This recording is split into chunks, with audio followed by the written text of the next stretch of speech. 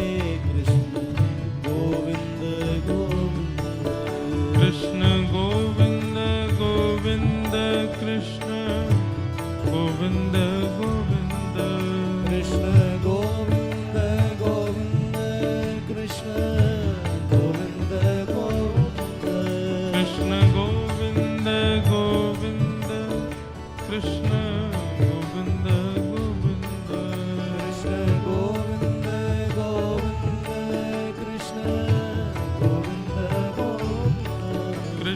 गोविंद गोविंद कृष्ण गोविंद गोविंद कृष्ण गोविंद गोविंद कृष्ण गोविंद गोविंद कृष्ण गोविंद गोविंद कृष्ण गोविंद गोविंद कृष्ण गोविंद गोविंद कृष्ण गोविंद गोविंद कृष्ण गोविंद गोविंद कृष्ण गोविंद गोविंद कृष्ण गोविंद गोविंद कृष्ण गोविंद गोविंद कृष्ण गोविंद गोविंद राधे गोविंद गोविंद राधे गोविंद गोविंद राधे गोविंद गोविंद राधे गोविंद गोविंद हे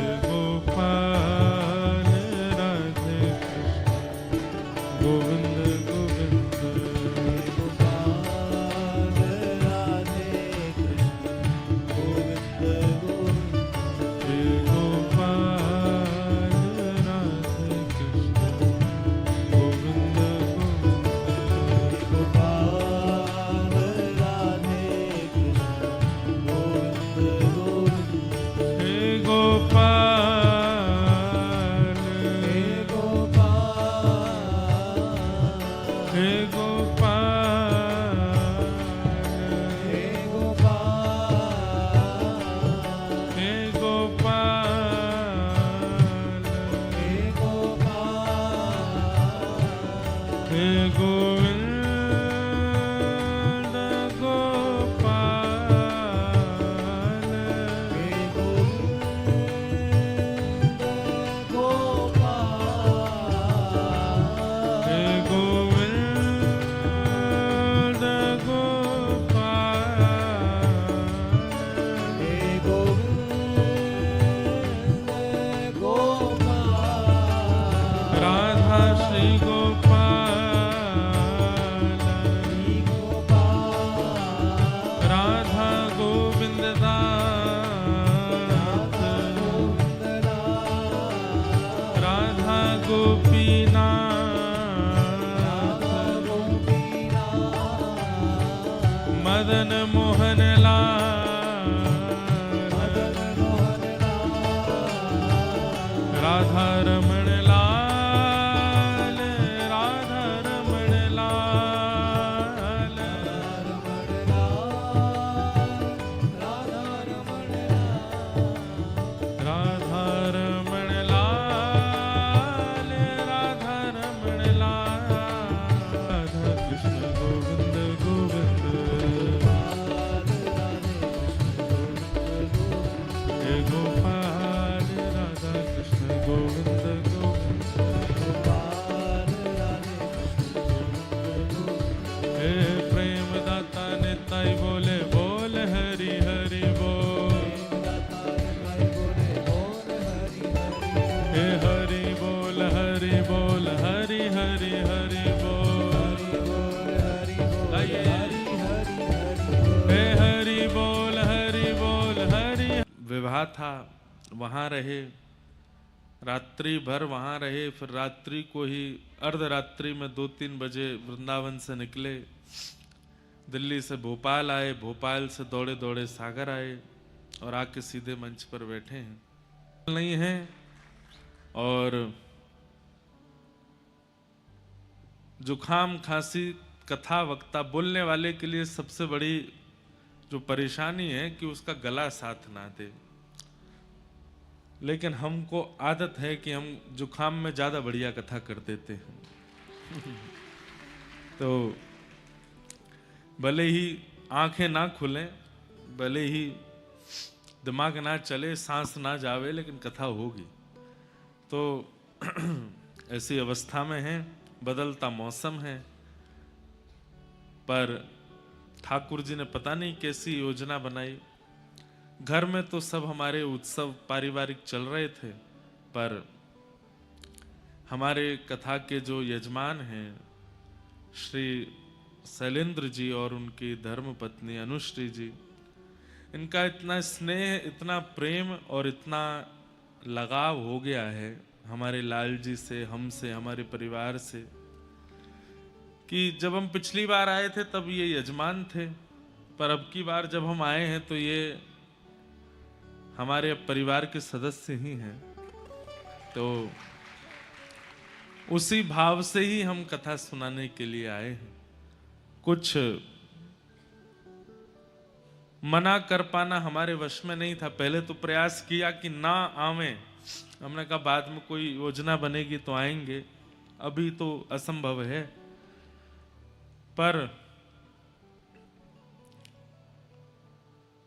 ये प्रेम है कि खींच लेता है, बुला लेता है। आपने जब कहा कि महाराज जी कथा करनी है सागर में, तो हमने तो हाथ जोड़ के निवेदन किया कि अभी तो करके गए हैं, थोड़ा रुक जाइए और थोड़ा समय घर को भी दे देंगे। पर जब आपको मना किया उसके बाद हमको चैन नहीं आया, पता नहीं क्यों। और ये चैन ना आना, मन का विचलित होना, ये ठाकुर जी का संकेत है कि चलो। इसलिए फिर योजना बनी और बहुत कम समय के अंदर, संभवतः 1-1.5 महीने पहले ही निश्चित हुआ कि करते हैं कथा। और अब आप सब सागर वासियों के बीच आ गए। हमारी स्थिति तो ऐसी हो गई है, नाम हम नहीं जानते सागर के लोगों के, लेकिन चेहरे हमको सबके याद हैं। जैसे ही सामने दिख जाता है कोई तो हम पहचान जाते हैं, मैंने कहा तो सागर वाले लग रहे हैं, तो निश्चित सागर के हैं। आज भी सुबह जब यहाँ अभी थोड़ी देर पहले आना हुआ तो हमारे विधायक जी सबसे बता रहे महाराज जी वो हैं वो हैं। मैंने कहा हमको नाम नहीं याद है पर चेहरे सबके याद हैं।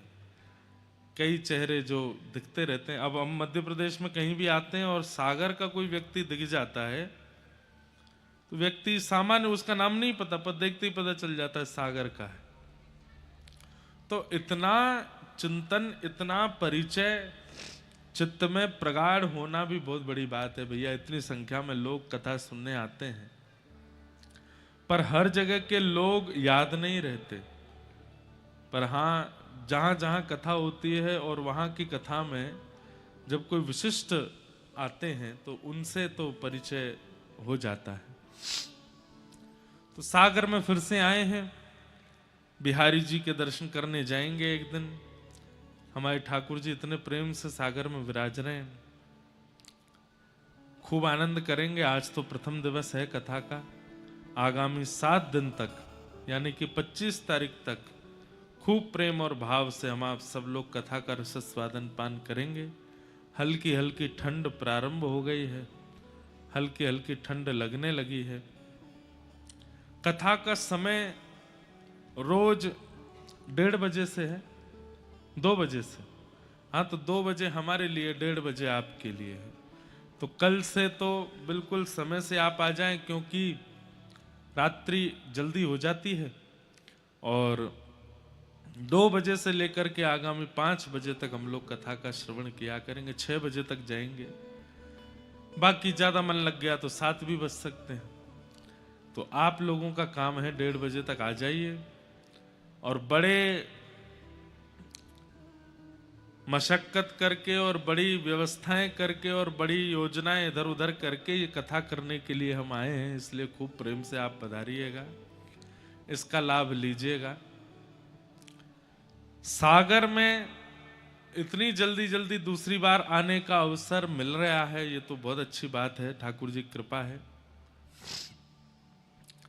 इसलिए आप लोग इसका लाभ लीजिए। कहीं ऐसा ना हो कि तिवारा आगमन कहीं विलंब से हो जाए। इसलिए दोबारा आगमन का ये आनंद आप लोग खूब भाव से लीजिएगा।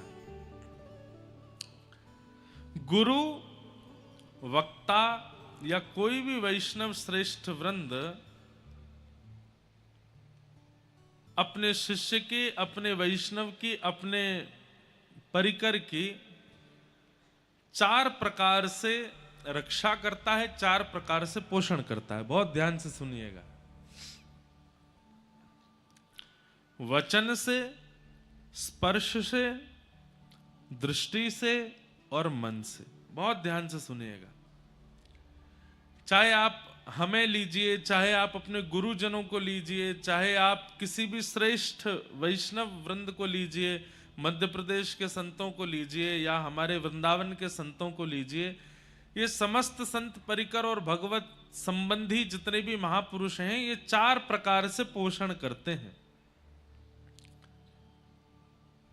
पहला पोषण वचन से।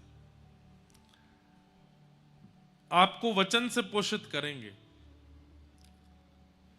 हमारे वृंदावन के कई महापुरुष, हमारे भारत के कई महापुरुष अपने वचनामृत से आनंदित करते हैं लोगों को। उनकी वाणी से ही व्यक्ति का अपना पूरा जीवन संवर जाता है।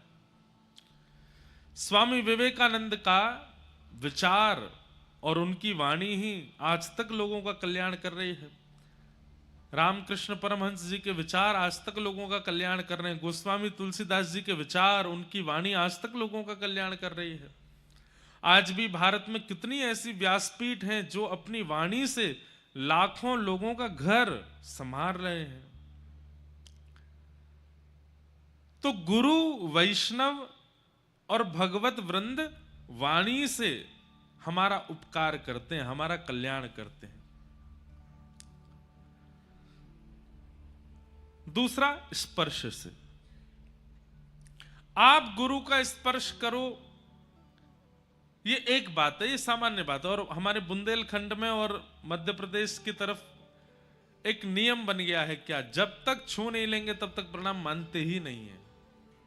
चाहे महाराज जी नाक के बल गिर जाएं, चाहे सिर फूटे, चाहे लड़खड़ा जाए, पांव टूटे, जब तक छू नहीं लेंगे तब तक मानते ही नहीं है कि हमने प्रणाम किया। और एक और नियम है आपके बुंदेलखंड में, छुएंगे प्रणाम करते समय और फिर तब तक नहीं उठेंगे जब तक गुरुजी हाथ नहीं धर देंगे। हम पहली बार कहीं आए बुंदेलखंड में ही, तो किसी ने प्रणाम किया तो हम तो ऐसे ही करे खड़े रहे। अब मेरे की भाई बहुत देर हो गई, उठ जाओ, अब तो उठो। एक दो लोगों से कहा भैया इनको उठाओ, बोले ये ऐसे नहीं उठेंगे। तो बोले जब तक आप अपना हाथ नहीं धर दोगे, हाथ धर के 2-4 बार थपथपा नहीं दोगे तब तक नहीं उठेंगे। तब उनको छुआ, थपथपाया, तब उठे। मैंने कि जय हो। बोले ये बुंदेलखंड की रीति है। दक्षिणा में भले 1 रुपया देंगे, माला भले ही गेंदे की पहनाएंगे, लेकिन नारियल के बिना प्रणाम नहीं कर सकते। नारियल जरूर देंगे, नारियल जरूर पहनाते हैं। एक बार हमारी दमोह में कथा हुई, तब हमारा पहली बार मिलना हुआ हमारे मित्र बागेश्वर धाम वाले महाराज जी से, पहली बार। तो पहली बार वो हमारी कथा में आए। उससे पहले एक बार मिले थे, तो दमोह में कथा हुई, उनका आना हुआ। हमको नहीं पता था कि इनका क्या माहौल चल रहा है मध्य प्रदेश में। जिस दिन वो आए इतनी भीड़ लग गई महाराज, इतनी भीड़ लग गई। तब हमारे उत्तर भारत में इतना लोग नहीं जानते थे उनको। हमारे दिल्ली तरफ, वृंदावन और सब जगह इतना, मध्य प्रदेश में खूब उनका चल रहा था। तो आए कथा में, मैंने कहा बढ़िया है भैया, इनका तो यहाँ अलग ही माहौल है। फिर उसके बाद वो बोले चलिए आप हमारे साथ और आपके निवास पे चलेंगे, वहीं चाय पी के हम निकल जाएंगे। मैंने कहा चलो। अब उन्होंने अपनी गाड़ी में हमको बैठा लिया। महाराज एक बार तो स्थिति हुई कि ये गाड़ी पलट जाएगी, इतने लोग चढ़ गए उस पर, यहाँ से चढ़े वहां से चढ़े, ये वो। अच्छा, वो बैठे आगे, ड्राइवर गाड़ी चला रहे थे, मैं पीछे बैठा। तो बगल में और पीछे के जो खाली स्थान थे उनमें इतने नारियल भरे पड़े थे। मैंने कहा महाराज जी ये क्या है? बोले हमारे बुंदेलखंड का नियम है कि यहाँ बिना नारियल के कोई प्रणाम नहीं करता। और उन्होंने इतना कहा ही था कि कोई माताजी दूर से नारियल दिखा रही थी, ये ले नहीं पाए, तो माताजी ने फेंक के ही मारा। और जैसे ही फेंक के मारा वो कांच में आकर के लगा, चटक गया, फूटा नहीं। हमने कहा भैया सुनो, आप जाओ, हमको यहीं छोड़ जाओ, हमको आगे मत लेके जाओ, पता चली कि हम सही सलामत पहुंचे कि नहीं। तो फिर उन्होंने भी कहा और भी संत जनों ने कहा कि बुंदेलखंड के लोग बहुत सहज हैं, बहुत सरल हैं। आप उनको अगर समझा भी दोगे ना कि नहीं नहीं ऐसे नहीं, ऐसे शास्त्र कह रहे हैं, तो वो कहेंगे कि अब शास्त्र चाहे जो कहें, हमारे पूर्वज जो करते आए हम वही करेंगे। हमारे पूर्वजों ने कहा है कि नारियल देना है तो देंगे। पर मध्य प्रदेश अगर दक्षिण में होता तो बहुत फायदा होता वहां के गुरुजनों को, क्योंकि दक्षिण में चटनी बहुत बनती है नारियल की। इतने नारियल मिलते तो कोई खरीदता ही नहीं, खूब धुआंधार चटनी बना बना के पाते। पर आनंद है, ये बुंदेलखंड के लोगों का प्रेम है, यहाँ के वैष्णव और यहाँ के लोगों का स्नेह है, बहुत सरल है। और हमने नहीं कहा है, आचार्य चरण कहते हैं, निर्मल मन जन सो मोह पावा, मोहे कपट छल छिद्र न भावा। ऐसा नहीं है कि यहां पर कपट नहीं है, यहां पर छल नहीं है, ऐसा नहीं है कि यहां पर लोगों के अंदर दोष नहीं है। पर मात्रा देखी जाए तो मात्रा में सीधापन यहां ज्यादा है। यहां के लोग सहज बहुत हैं, सीधे बहुत हैं, सरल ज्यादा हैं। छल होगा, कपट होगा और भी दोष हो सकते हैं, पर सरलता की मात्रा ज्यादा है। हमारी तरफ अगर आप जाएंगे थोड़ा उत्तर की ओर, उत्तर प्रदेश की ओर, पंजाब की ओर और थोड़ा और इलाकों में, वहां लोगों में थोड़ी सी चतुराई ज्यादा है, लोग चतुर ज्यादा है। और हमें ऐसा लगता है कि चतुराई का कारण क्या है? आधुनिकता। जितनी ज्यादा आधुनिकता होती है, जिस नगर में, जिस शहर में जितनी व्यवस्थाएं ज्यादा होती हैं, वहां के लोग उतने ही थोड़े चतुर होते चले जाते हैं। आप लोग जाके देखिए, जहां पर ज्यादा व्यवस्थाएं नहीं है, आधुनिकताएं नहीं है, फोन में नेटवर्क नहीं आते, वहां के लोग भी सरल होंगे, वहां के लोग भी सहज होंगे, वहां के लोग भी सीधे होंगे। पर जहां पूरे शहर में ही फ्री वाईफाई है, पूरे शहर में जो चाहो वो व्यवस्था है। अब हमारे तरफ और भी यहां मध्य प्रदेश के भी बड़े बड़े नगरों में ऐसी व्यवस्थाएं हैं, आपको दुकान पे खरीदने कुछ नहीं जाना, सब घर आ जाता है, वहीं से ऑर्डर कर दो, सब घर आ जाएगा। सब्जियां घर आ जाती हैं, खाने के सब सामान घर आ जाते हैं, पहनने के वस्त्र घर आ जाते हैं। सब कुछ इतना आधुनिकता में परिवर्तित होता जा रहा है। अब लोग कैश नहीं रखते जेब में, फोन से ही सब कुछ कर देते हैं। आधुनिकता बढ़ रही है, उससे देश का विकास हो रहा है, लेकिन मानव के स्वभाव का विनाश हो रहा है। उसके अंदर चतुराई आती जा रही है, वो चतुर बनता जा रहा है। तो कई बार जब हम छोटे शहरों में जाते हैं जहां ज्यादा आधुनिकता नहीं है, वहां के लोगों से मिलकर के पता चलता है कि भाई इनसे ज्यादा चतुर तो हम हैं। हमको खुद के ऊपर चतुराई का अनुभव होता है और फिर लगता है ये चतुर क्यों नहीं है। तब पता चलता है कि यहाँ आधुनिकता नहीं है, बहुत आधुनिकता नहीं। ग्रामीण गांव के क्षेत्रों में आप जाओ तो वहां और ज्यादा सरल हैं लोग। एक बार कहीं कथा हुई गांव में, बहुत पहले की बात है। तो जो यजमान जी थे बेचारे, गांव के लोगों ने उनको 6 महीना से टॉर्चर करना शुरू कर दिया। तुम कथा करा रहे हो? बोले हाँ। बोले भैया कथा कराने वाले के बड़े नियम होते हैं। बोले क्या नियम है? बोले बिस्तर पे नहीं सोओगे। 6 महीना पहले उनको चटाई पे सुलाना शुरू कर दिया। ऐसा कोई नियम है नहीं, है कुछ नियम है भी, पर इतने कठिन नहीं है।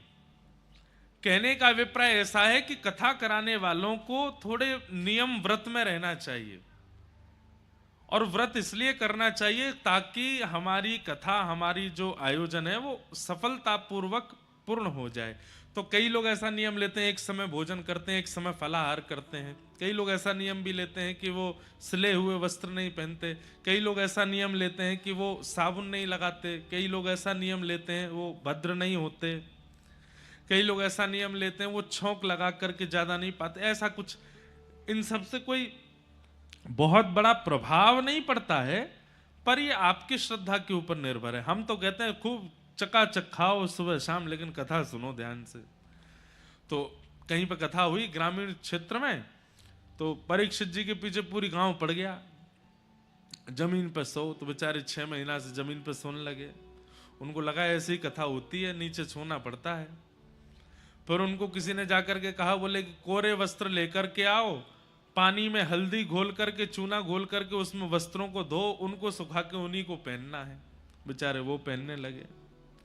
वो कहीं भोजन करते दिख जाए तो लोग बाग टोक जाए, अरे तुम छोंक का भोजन कैसे कर रहे हो, बिना छोंक लगाए भोजन खाओ। बेचारे बिना छोंक लगाए खाने लगे।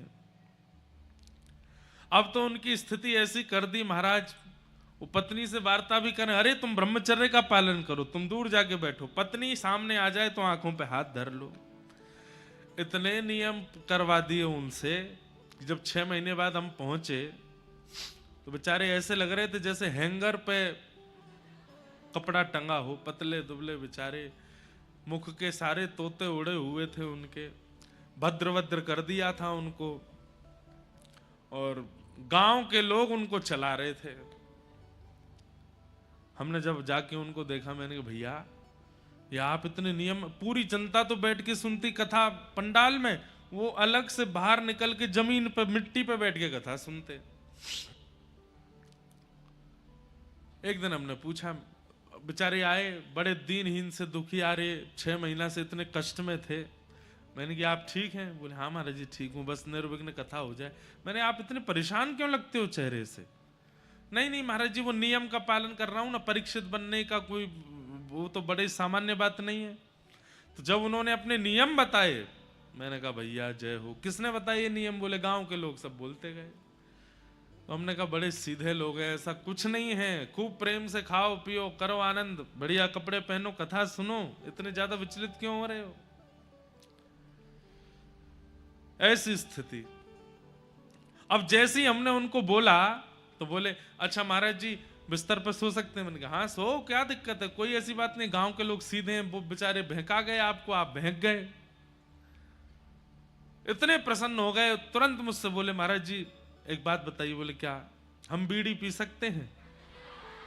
मैंने कहा भैया तुम बीड़ी क्यों पियोगे? बोले कि वो भी तो 6 महीना से छुड़वा रखी है, बिस्तर पर ना सोने का इतना कष्ट नहीं है, पत्नी से ना बोलने का इतना कष्ट नहीं, उसका बहुत कष्ट है, हम एक बार करें। मैंने भैया सुनो, यही नियम पालन करो जो गांव वाले ने बताए, बिल्कुल नहीं पीनी है। तो गांव के लोग इतने सरल सहज क्यों होते हैं? क्योंकि वहां आधुनिकताएं नहीं है। ऐसे हमारे बुंदेलखंड के अधिकतर लोग सहज सरल है, उन्हें जैसा बता दो वैसा वो कर देते हैं, उन्हें जैसा समझा दो मान जाते, जैसा बोल दो वैसा पालन कर लेते। तो यहां के लोगों का नियम है कि वो स्पर्श किए बिना प्रणाम। अब हमारी दिक्कत यह है कि खड़ाऊ पहन के आते हैं कथा में, 2-4 माता जी ने अभी स्पर्श किया था तो लगी बस कि कहीं ऐसा नहीं हो कि हमारी नाक वाक टूट टाट जाए, गिरा जाए। खूब मना करते हैं स्पर्श नहीं करो, पर नहीं मानते बिना स्पर्श किए। इसलिए सुनिए, आचार्य चरण जो हैं, कथा वक्ता जो हैं, वैष्णव जो हैं, गुरुजन जो हैं, वो 4 प्रकार से पोषण करते हैं। सबसे पहला वचनों से। आप प्रणाम करते हैं, चरण धो धो के पीते हैं, लेकिन गुरु की वाणी नहीं सुनते हैं, उसका कोई अभिप्राय नहीं मिलेगा, उसका कोई फल नहीं मिलने वाला। सबसे पहला गुरु के वचन अटल कर मानो, उनकी वाणी सुनो। दूसरा स्पर्श से। आप स्पर्श मत करो, गुरु स्वयं बुला करके आपका स्पर्श करे, उसमें आपका भाग्य है। आपके व्यवहार, स्वभाव और मुखमंडल की आकृति देख करके आचार्य चरण ने खुद आज्ञा की इधर आओ, और आपके सिर पे हाथ फेर दिया, बस हो गई कृपा। स्पर्श। दूसरा, तीसरा दृष्टि। हजारों लोग सामने खड़े हैं, पर आचार्य चरण जब सबको देखते हैं तो उनकी दृष्टि आप पर रुक जाती है, और आपको देख करके उनकी दृष्टि से करुणा आपके ऊपर होने लग जाए, समझो ये भी पोषण है, दृष्टि पड़ना। और अंतिम मन। भले ही आचार्य चरण कोसों दूर आपसे चले जाएं, पर उनके मन में आपकी छवि और आपका चिंतन बना हुआ है, तो समझो आपका पोषण हो रहा है। वचन से पोषण करता है मानव, मानव अपने बच्चों का पोषण, अपने परिवार का पोषण, पत्नी का पोषण, पति का पोषण वचन से करता है, पर स्पर्श से पोषण करता है बच्चों का पक्षी। पक्षी बोल करके बच्चों को कुछ नहीं सिखाता, स्पर्श से, अपने पंखों से अंडे को छूता रहेगा जब तक वो जन्म ना ले ले, और जैसे जन्म लेता है उसके बाद भी अपने स्पर्श से बच्चे का पोषण करता है पक्षी। वहां बिना बोले ही बालक का कल्याण हो जाता है। क्यों? क्योंकि उसके गुरु, उसके आचार्य, उसके माता पिता स्पर्श कर रहे हैं। मानवों का कल्याण वचन से भी होता है, स्पर्श से भी होता है, और तीसरा होता है दृष्टि से। दृष्टि से पोषण करती है मछली। मछली जब बालकों को जन्म दे देती है तो उसके बाद, अब मछली के हाथ तो होते नहीं, ऐसा कुछ व्यवस्था तो है नहीं, वो क्या करती है? केवल देखती है, और दृष्टि मात्र से अपने बालकों को सब सिखा देती है मछली। उसके पास वाणी नहीं है, उसके पास स्पर्श करने के लिए हाथ नहीं है, वो केवल दृष्टि से अपने बालकों का पोषण करती है। और चौथा आता है मन। मन से पोषण करता है कछुआ। कछुआ बालकों को जन्म देता है और देने के बाद बालक उससे विलग हो जाते हैं। बालक चाहे हजारों मील दूर चला जाए, पर कछुआ नेत्र बंद करके अपने मन से अपने बालक का पोषण कर देता है। मादा कछुआ जो होती है वो नेत्र बंद करके मन से अपने बालकों को संतुष्ट कर देती है, आनंदित कर देती है। जैसे छोटा बालक बिलकता है बिना मां के, ऐसी कछुए की मां जो होती है वो बिलकते हुए बालक का केवल स्मरण करती है, और उस बालक को वही ममता का अनुभव होने लग जाता है। वो मन से स्मरण करती है, मन से पोषण करती है। ऐसे ही हमारी हिंदू वैदिक सनातन धर्म परंपरा में आचार्य चरण भी 4 प्रकार से पोषण करते हैं: वचन, स्पर्श, शब्द और मन। वचन, स्पर्श, दृष्टि और मन, इन चारों में से किसी भी परकोटे में आपका प्रवेश हो गया, आपका कल्याण निश्चित है। या तो आप गुरुजनों की वचनामृत की श्रेणी में आ जाओ कि वो जो कहें उस पर आपको अटूट विश्वास, बस चलते रहो। अच्छा, इसमें एक बात और है, इन चारों प्रक्रियाओं में प्रथम जो है, इस पर अधिकार आपका नहीं, इस पर अधिकार आपका है। वचन गुरुदेव बोलेंगे, सुनना आपको है। बाकी 3 पर अधिकार आपका नहीं, वो तो गुरु कृपा से प्राप्त होगा: दृष्टि, स्पर्श और मन। पर दृष्टि के अधिकारी, स्पर्श के अधिकारी और मन के अधिकारी आप तभी होगे जब आप गुरु के वचन श्रवण करोगे। इसलिए कई लोग कहते हैं कथा सुनने का फल क्या है, कथा सुनने का हमको अभिप्राय क्या चाहिए, फल क्या चाहिए? कि आप गुरु की इन 3 श्रेणियों में चले जाओ। क्या? कि उनकी दृष्टि आपको भूले ना, उनका मन आपका विस्मरण ना करे, और एक दिन गुरु प्रसन्न होकर आपका स्पर्श कर ले, आपके ऊपर वरद हस्त रख दे। बस ये आपकी गुरु सेवा की सबसे बड़ी उपलब्धि है, अगर ये 3 प्राप्त हो गए तो: स्पर्श, दृष्टि और मन, स्मरण।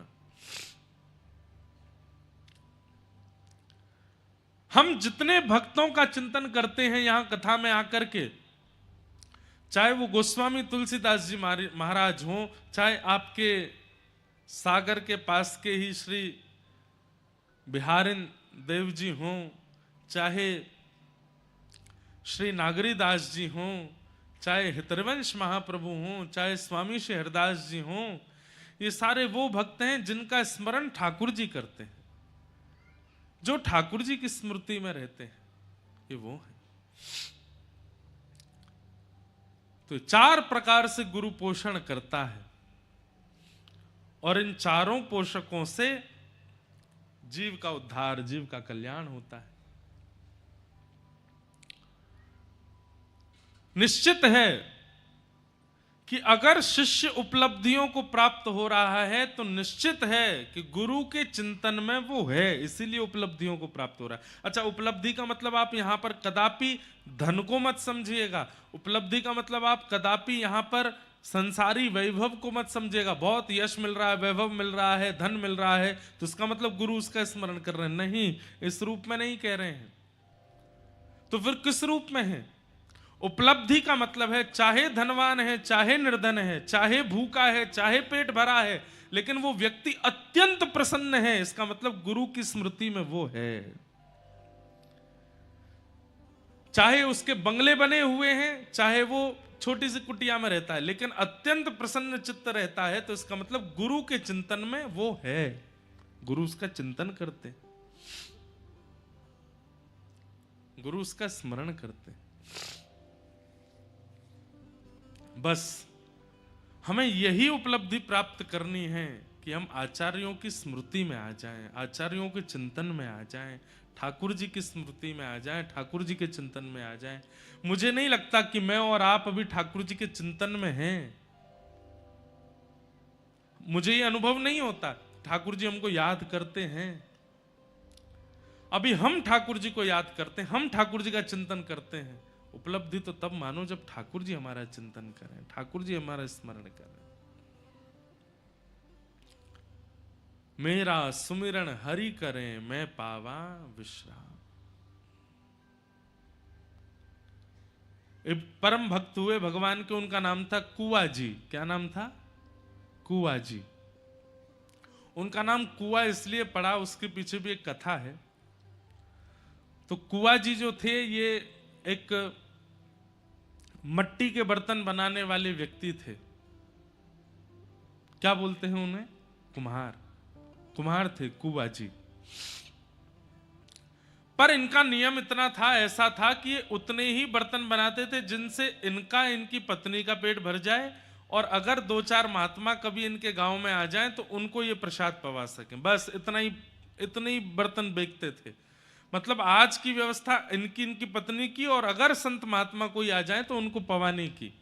बस कल की व्यवस्था के अनुरूप आज धन संचन नहीं करते थे। भगवान के मन में आया कि कुआ जी इतने बड़े भक्त हैं, इनका यश मुझे ही करना होगा संसार में। सोच लो, ठाकुर जी के चिंतन में आ गए।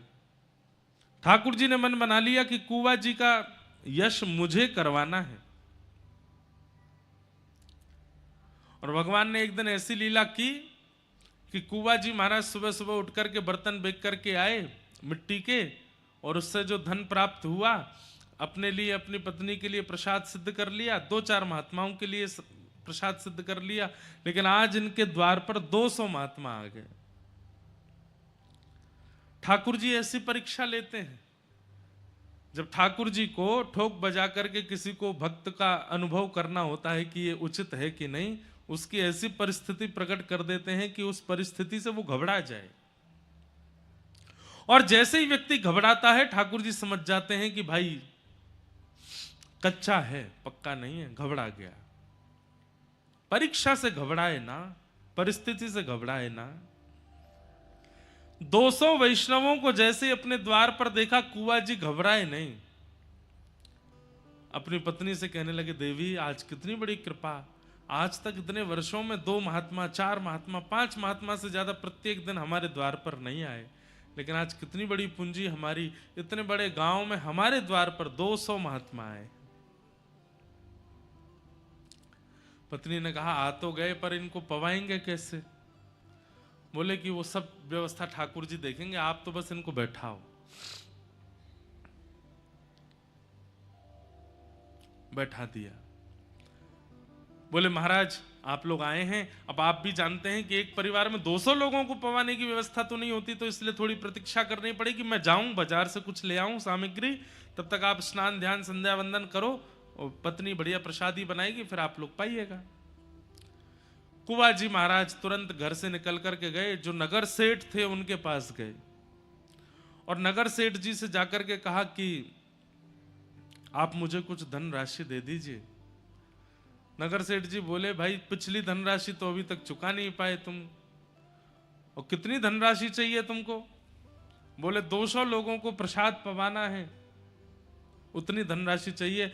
और कुआ जी ने हाथ जोड़ करके क्या कहा कि महात्मा 2 बातें सुन लीजिए हमारी। नगर सेठ जी से कहा, पहली बात, मेरे पास धन है नहीं तो मैं चुका नहीं पाऊंगा, ये मैं पहले ही बता रहा हूं। दूसरी बात, मेरे द्वार पर जो 200 महात्मा आए हैं, अगर उन्होंने प्रसाद नहीं पाया तो मैं प्राण त्याग दूंगा। सेठ जी बोले, तुम धमकी दे रहे हो हमको? एक तो हमसे पैसा मांग रहे हो, ऊपर से कह रहे हो मैं लौटा नहीं पाऊंगा, ऊपर से कहते हो कि नहीं दिया तो मैं प्राण त्याग दूंगा। तो कुआ जी कहते हैं कि धन चुकाने का एक और तरीका है। बोले क्या?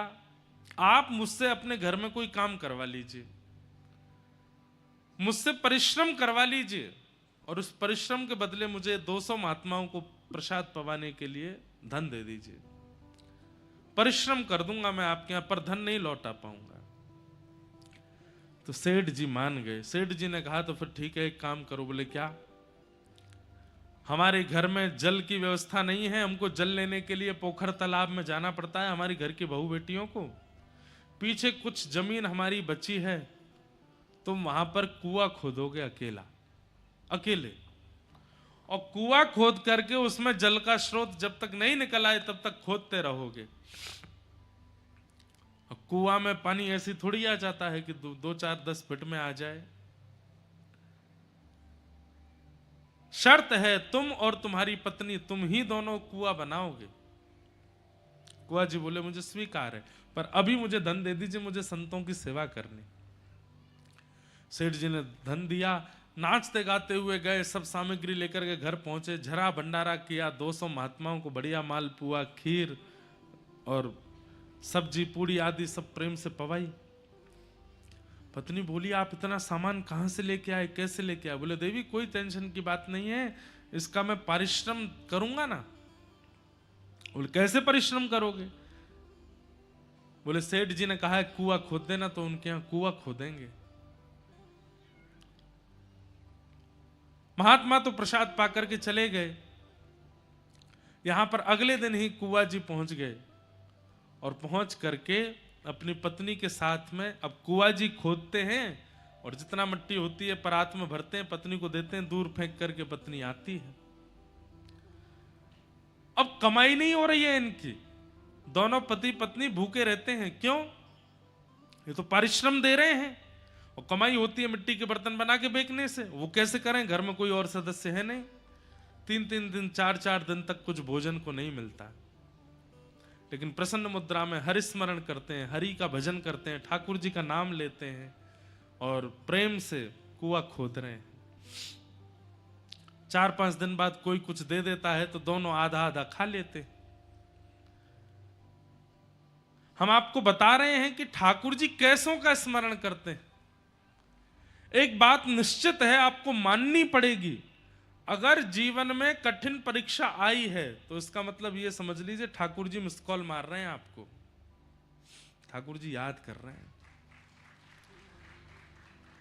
अगर बहुत स्मूथ लाइफ चल रही है, सुबह नाश्ता कर लेते हैं, दोपहर में भोजन कर लेते हैं, रात्रि डिनर करके बढ़िया प्रेम से तान दुपट्टा सोते हैं, एसी चला के, हीटर चला के, बहुत बढ़िया नींद आ जाती है, कोई डिस्टरबेंस नहीं है, कोई टेंशन नहीं, कोई सिर पर भार नहीं है, सब कुछ बहुत बढ़िया है, तो इसका मतलब ठाकुर जी ने ब्लॉक मार रखे हो, आप देख ही नहीं रहे, आपका नंबर ही नहीं आ रहा ठाकुर जी के आगे, इसीलिए तो सब बढ़िया चल रहा है। भाई टीचर की दृष्टि में आओगे तभी तो परीक्षा होगी। अब आप क्लास में ही छुप करके पीछे बैठे हो तो टीचर आपको उठाएगा ही नहीं, कुछ पूछेगा ही नहीं आपसे। अगर जीवन में परीक्षा नहीं है तो इसका मतलब आप छुप गए हो, ठाकुर जी को दिख नहीं रहे हो, या ठाकुर जी देख नहीं रहे हैं।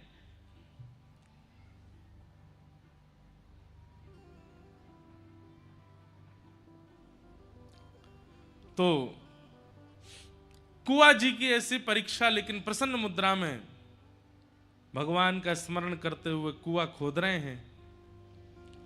खोदते खोदते खोदते खोदते जल का स्रोत आ गया, कुछ फीट भीतर चले गए। पत्नी को बार बार मिट्टी ऊपर देते थे, पत्नी से कहा, देवी देखो जल का स्रोत आ गया, अब कुछ दिन और फिर उसके बाद ये कुआं निर्माण हो जाएगा। पत्नी भी बड़ी प्रसन्न हो गई, इतने दिन हो गए, घर में व्यापार भी नहीं हुआ, कुछ काम धंधा भी नहीं हुआ, भोजन पानी भी नहीं चल रहा है, अब बढ़िया कुआं बन जाएगा तो हम फिर से बर्तन बेचेंगे, धन कमाएंगे। मिट्टी फेंकने के लिए जैसे ही पत्नी गई तो जल इतना ज्यादा आ चुका था कि उस जल के आगमन से आसपास जो मिट्टी थी वो गीली होकर के धंस गई और फिटों नीचे कुआं जी धंस गए, दब गए और उसी के नीचे ही रह गए। जैसे ही जाकर के देखा सारी मिट्टी नीचे गिर गई है और कुआं जी उसके नीचे दब गए हैं। अब अकेली कितना उसमें से निकाली मिट्टी, खूब पहले तो फावड़े से खुद ही खोदने लगी, लेकिन वो तो पूरा ही भर चुका था। दौड़ी दौड़ी सेठ जी के पास गई, बोले सेठ जी मेरे पति को निकाल दीजिए, देखिए ना वो धंस गए भीतर। पूरा गांव इकट्ठा हो गया, सब लोग योजना बना रहे हैं, यहां से खोदो, यहां से खोदो, यहां से करो, ऐसे करो। पर अंत तो गत्वा, क्योंकि कुआं जी इतने प्रसिद्ध और इतने बड़े व्यक्ति नहीं हैं, इसलिए गांव के लोगों ने कहा परिश्रम करके हम मिट्टी निकाल भी देंगे तो भी कुआं जी जीवित तो मिलेंगे नहीं, मर चुके होंगे। इतनी देर हो गई है, इतनी मिट्टी में धंस करके व्यक्ति कैसे बच सकता है। सेठ जी भी वहां से जाने लगे। एक बहुत सुंदर पद मैंने अभी कुछ दिन पहले एक कथा में गाया था। ऊधो जब टेढ़े दिन आवे, ऊधो जब टेढ़े दिन। बहुत सुंदर पद है। जब टेढ़े दिन जीवन में आते हैं कैसा होता है।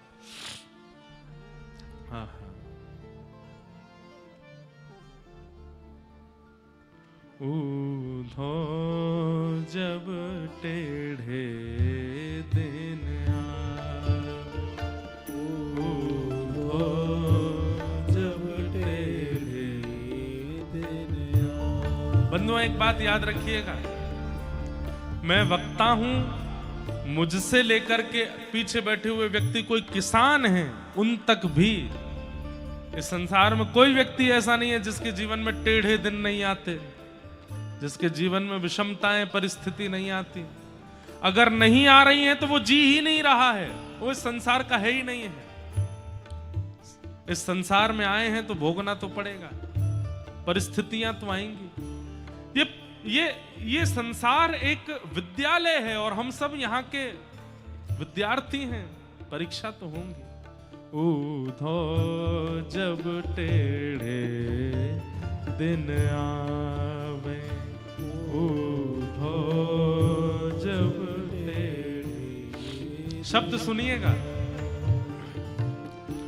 इष्ट मित्र मुख हूं नहीं बोले, इष्ट मित्र मुख हूं नहीं बोले, इष्ट मित्र मुख हूं नहीं बोले, इष्ट मित्र मुख हो नहीं बोले, देखत नैन चुरावे हो, देखत नैन चुरावे। कई लोग इस परिस्थिति को देख चुके होंगे और जिन्होंने नहीं देखी है वो तैयार रहना देखने के लिए, होने वाला है आपके साथ।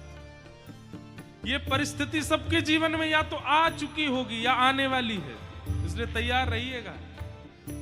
इष्ट मित्र मुख हूं नहीं बोले, इष्ट मित्र मुख हो नहीं बोले, ओ देखत नैन चुरावे हो, देखत नैन चुरावे। जब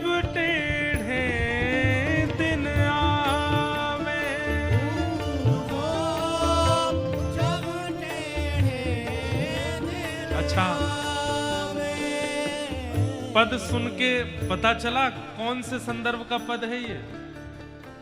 जब भगवान कृष्ण ब्रज छोड़ करके चले गए हैं मथुरा और उद्धव जी समझाने आए हैं गोपियों को, तब गोपियां गा रही हैं इस बात को। उद्धव जब टेढ़े दिन आवे, जब टेढ़े और टेढ़े दिन आता है तो क्या होता है? सोना छूवे होत है माटी, सोना छूए, सोना छूते ही मिट्टी हो जाएगा। कहाँ एक समय हम ऐसे थे कि हम जो हाथ धर दें वो सोना हो जाता था, और अब टेढ़े दिन आए तो क्या हुआ? सोना छूते हैं तो मिट्टी हो जाता है।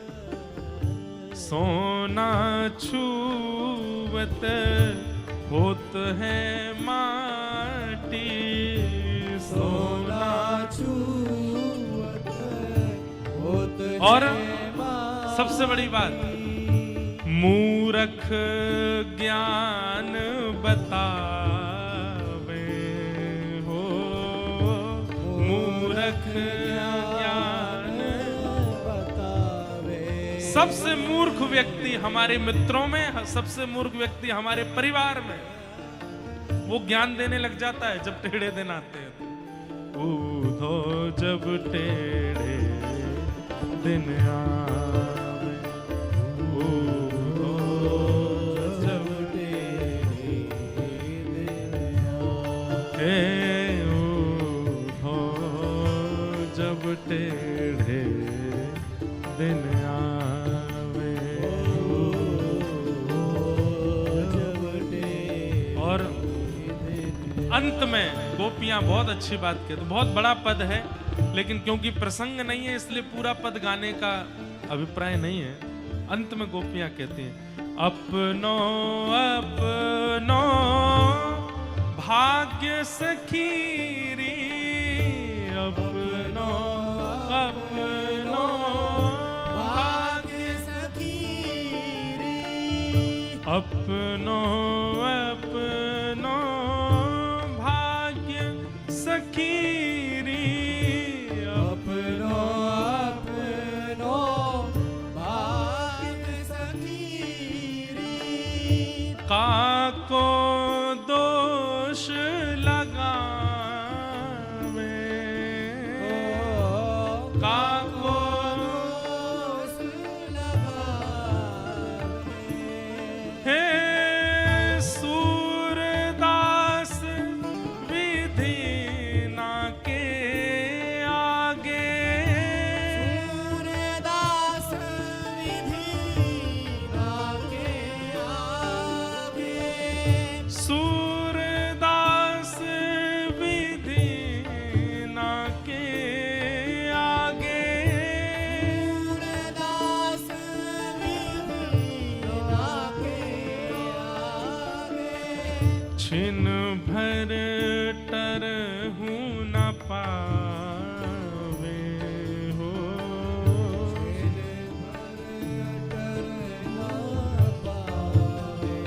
ऊधो जब टेढ़े दिन आवे, ऊधो जब टेढ़े दिन आवे,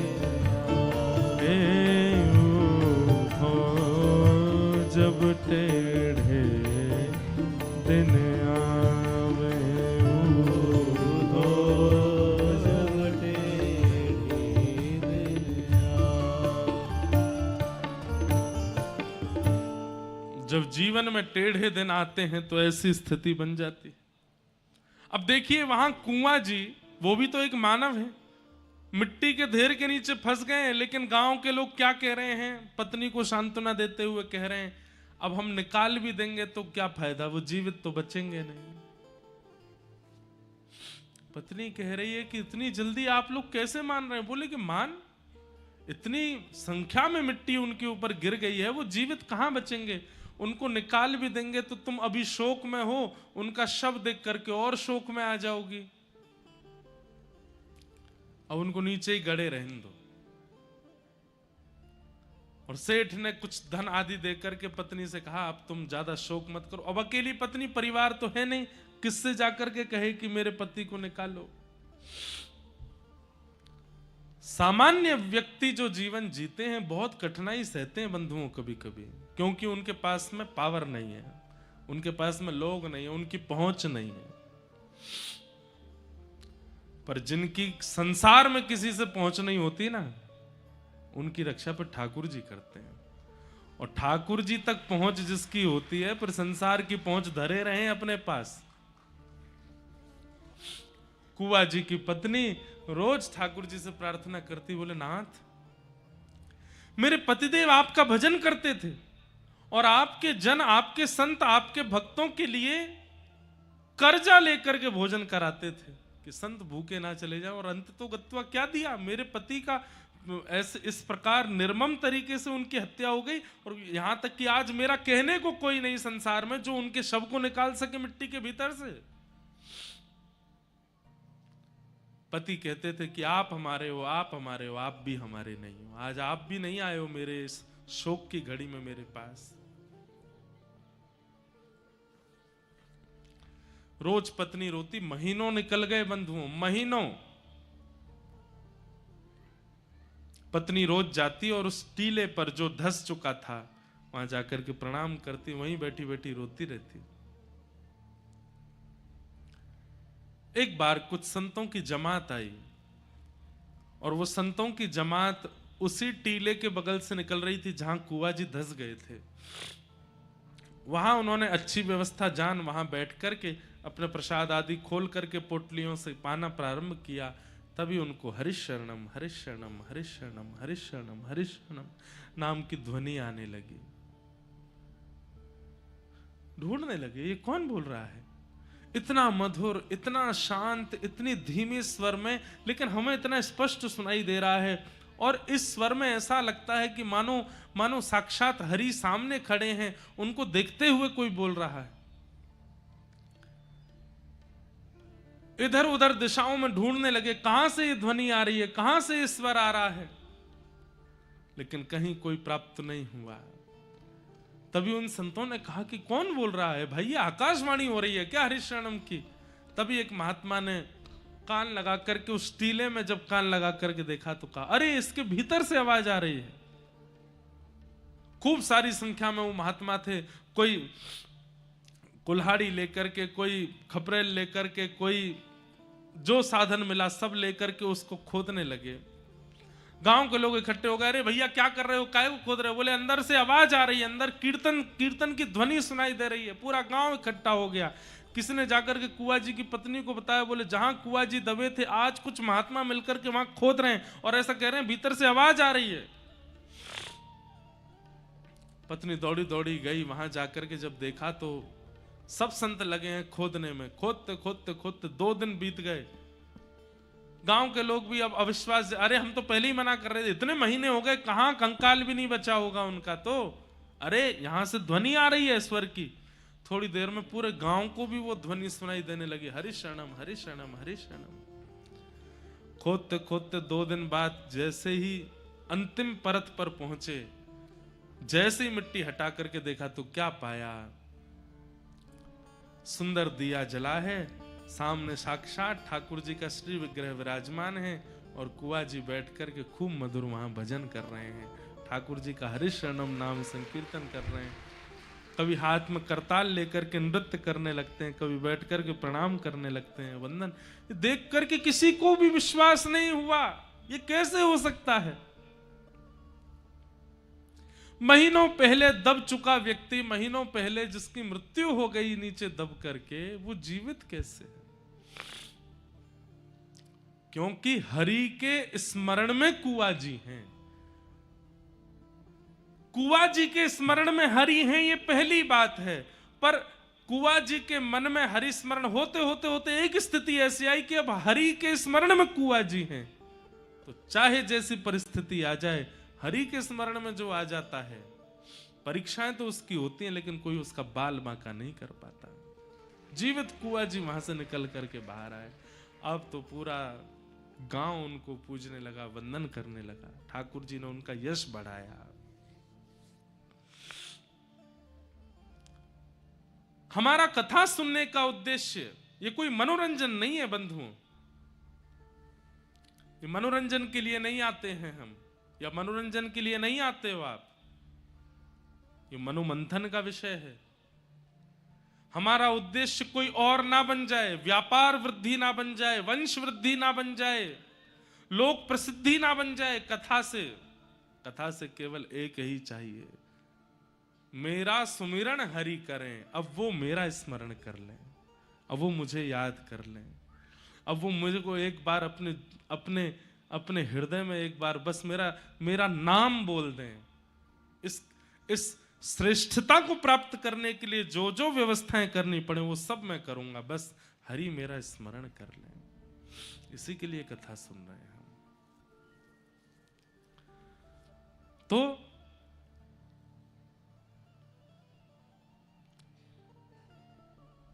शब्द, स्पर्श, दृष्टि और मन, इन 4 प्रकार से भक्तों का पोषण होता है। गुरु के संबंध में हम वचन सुनते हैं, ये अधिकार हमारा है, पर स्पर्श, दृष्टि और स्मरण का अधिकार गुरु के पास है। वो अगर हमें योग्य जानेंगे तो तीनों वस्तु दे देंगे। पर ठाकुर जी के संबंध में उल्टा है। स्पर्श, शब्द, स्पर्श, दृष्टि और मन, ये ठाकुर जी हमारे साथ कर रहे हैं।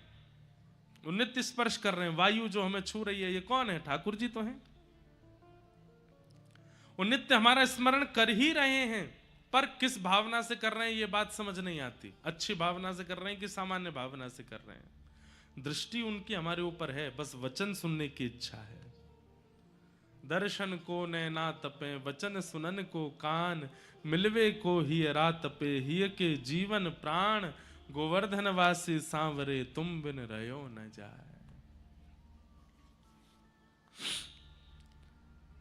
तो इस प्रकार आज भागवत जी का हम प्रारंभ कर रहे हैं।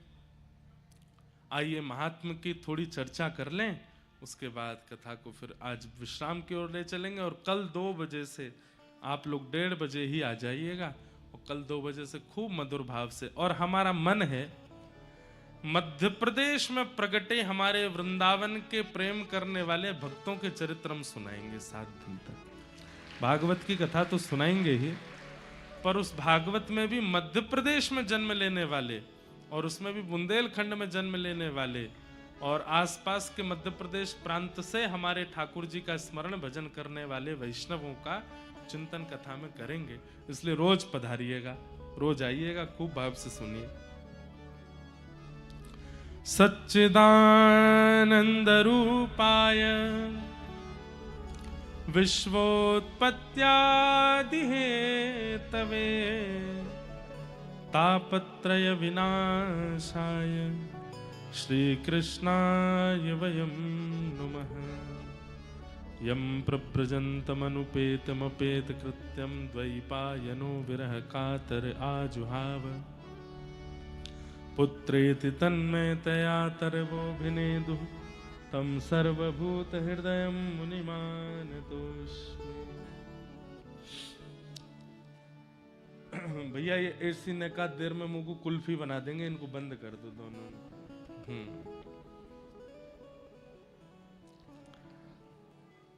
सच्चिदानंद रूपाय, भगवान के 3 रूप, 3 कर्म और 3 गुणों की चर्चा भागवत के महात्म्य में की गई है। भगवान के 3 प्रकार के रूप हैं, सत्य, चैतन्य और आनंद। ठाकुर जी सत्य स्वरूप हैं, चैतन्य स्वरूप हैं और आनंद घन है। हमारे पूज्य गुरुदेव भगवान ने एक बहुत सुंदर व्याख्या की इस श्लोक की, कि भगवान सत्य हैं, चैतन्य हैं और आनंद हैं। इसका एक अर्थ तो यह है कि जो सत्य हम बोलते हैं उसमें ठाकुर जी का निवास है। दूसरा अर्थ यह है कि जो चैतन्यता है, चैतन्यता मतलब कोई भी वस्तु जो जड़ अनुभव होती है सब में ठाकुर जी हैं। ठाकुर जी चैतन्य हैं, सब जगह विद्यमान है। हरि व्यापक सर्वत्र समाना। और देखिए यहां पर गोस्वामी जी ने एक शब्द कहा है, हरि व्यापक सर्वत्र। कैसे? बोले समाना। समाना मतलब जैसे वो बिहारी जी में हैं, जैसे वो राधा वल्लभ जी में हैं, जैसे वो गोविंद देव जी में हैं, गोपीनाथ जी में हैं, जैसे वो तिरुपति में हैं, वैसे ही यहाँ इस माइक में भी हैं, वैसे इस गद्दे में भी हैं, वैसे मुझ में भी हैं, वैसे वायु में भी उतने ही, कहीं कम ज्यादा नहीं है ठाकुर जी, समान, समान भाव से। तो मन में ये विश्वास प्रकट हो जाना कि ठाकुर जी सब जगह हैं, ये चैतन्य बुद्धि है। और आनंद घन ठाकुर जी के संबंधों का स्मरण करके, ठाकुर जी के कथाओं का स्मरण करके, ठाकुर जी के प्रियजनों का दर्शन करके जो मन में उल्लास प्रकट होता है वो आनंद है। पर हमारे गुरुदेव एक बहुत अच्छी व्याख्या करते हैं कि सत्य परमात्मा को जिस दिन आपने चैतन्य मान लिया, बहुत ध्यान से सुनिएगा, सत्य परमात्मा को जिस दिन आपने चैतन्य मान लिया, उस दिन आपका जीवन आनंद से भर जाएगा। परमात्मा सत्य है, पर उस परमात्मा सत्य को हम जड़ मान लेते हैं। जड़ कैसे मान लेते हैं? मूर्ति में उनकी प्रतिष्ठा मानते हैं, धातु में उनकी प्रतिष्ठा मानते हैं, अन्यत्र कहीं भी उनकी व्यापकता है ऐसा विश्वास हमारे चित्त में नहीं होता। सामने बालाजी का मंदिर है, हनुमान जी वहीं बैठे हैं, मैं उनको सामने बैठ के हनुमान चालीसा गाऊंगा तो ही मेरा उद्धार होगा, इधर उधर बैठ के गाऊंगा तो कल्याण नहीं होगा। ये एक प्रकार से ऐसी भावना अगर किसी के चित्त में है तो वो कहीं ना कहीं भगवान को चैतन्य नहीं मानता है। ठाकुर जी को चैतन्य मानने का मतलब है जहां बैठ जाओ, जिस दिशा में देखने लग जाओ, वहीं ठाकुर जी हैं और उनको वहीं अर्पित। अब आलसी लोग इस बात को कहीं अपने फायदे के लिए मत ले लीजिएगा। कहीं आलसी लोग कहने लग जाएं भोग लगाने की क्या जरूरत है, बोल क्यों, भगवान मन में बैठे हैं, मैं जो खाऊंगा सब ठाकुर जी पालेंगे।